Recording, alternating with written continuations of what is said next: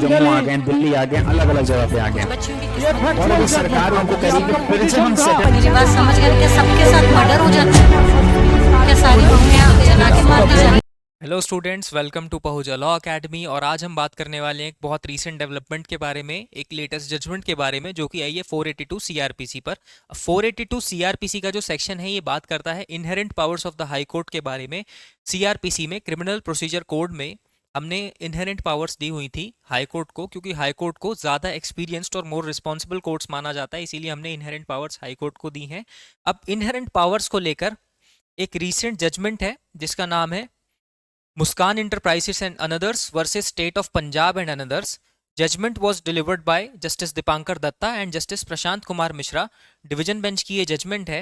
इस केस में Punjab and Haryana high court की एक जजमेंट को अपील के द्वारा चैलेंज किया गया सुप्रीम कोर्ट में।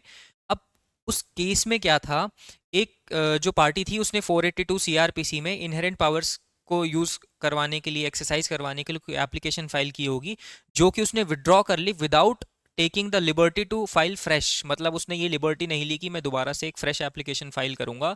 अब यहाँ पे जब वो दोबारा एप्लीकेशन लेकर पहुंचा 482 सीआरपीसी की, तो Punjab and Haryana high court ने उसकी एप्लीकेशन को डिसमिस कर दिया, ये बोलते हुए कि आपने लिबर्टी नहीं ली थी और प्रिंसिपल ऑफ रेस जुडिकाटा से आप स्टॉप हो गए हो, आप अब इसको नहीं फाइल कर सकते। Principle of res judicata bars the second subsequent petition.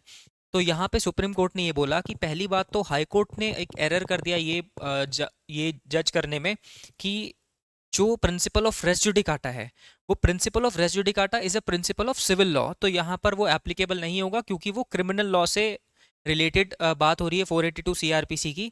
तो यहाँ पर आप रेस जुडिकाटा का प्रिंसिपल अप्लाई नहीं कर सकते हो।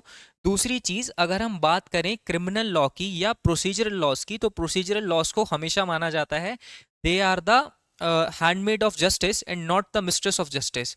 ये अक्सर कहा भी जाता है कि procedure is the handmade of justice and not its mistress. तो आप कभी भी प्रोसीजरल लॉ को ऐसे इंटरप्रेट नहीं करोगे कि वो किसी जस्टिस को किसी जस्टिस का मिसकैरेज करा दिया, जस्टिस को खराब कर दिया, किसी को जस्टिस सर्व होने से रोके। हालांकि हमें इसको इस तरह से यूज़ करना होता है कि ज़्यादा से ज़्यादा लोगों का बेनिफिट हो, ज़्यादा से ज़्यादा लोगों को जस्टिस सर्व हो। तो इसी के साथ आई होप आपको ये जजमेंट समझ में आई होगी।